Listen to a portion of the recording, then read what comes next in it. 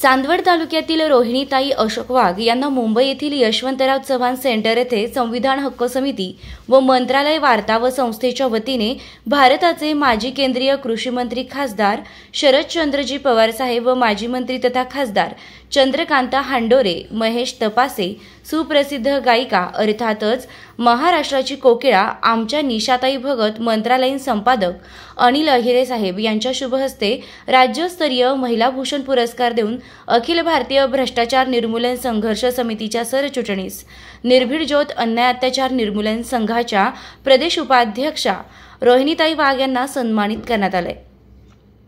दरवर्षी मुंबई येथील यशवंतराव चव्हाण सेंटर येथे संविधान हक्क परिषद व मंत्रालय वार्ता या संस्थेच्या वतीने विविध क्षेत्रात उल्लेखनीय कार्य करणाऱ्या सामाजिक कार्यकर्त्यांना समाजभूषण, महिला भूषण असे पुरस्कार देऊन सन्मानित करण्यात येते।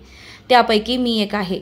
यावर्षीची मानकरी खरं म्हटलं तर माझ्याकडे कुठलंही पाठबळ नसताना मी समाजकार्य करत राहते। जेवढं येईल तेवढी धडपड करत राहते आणि मनात एकच स्वप्न की आपण जे वाईट दिवस काढले ते कुणालाही येऊ नये यासाठी माझी धडपड चालू असते आणि समाजसेवा हा माझा एक छंद आहे।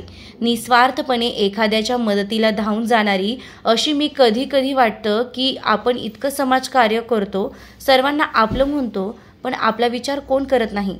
पण हा माझा गैरसमज होता। खरं काम करणाऱ्याला आणि प्रामाणिकपणे राहणाऱ्याला एक दिवस त्याचं फळ मिळतं, ते मला आज मिळालं। माझ्या कामाची दखल घेणारे माझी सुप्रसिद्ध गायिका कोकिळा निशाताई भगत आणि मंत्रालयीन संपादक अनिल साहेब अहिरे यांनी खरंच माझ्या कामाची दखल घेऊन मला मंत्रालयीन महिला भूषण पुरस्कार देऊन सन्मानित केलं आणि माझ्या पुढील कार्याला चालना दिली।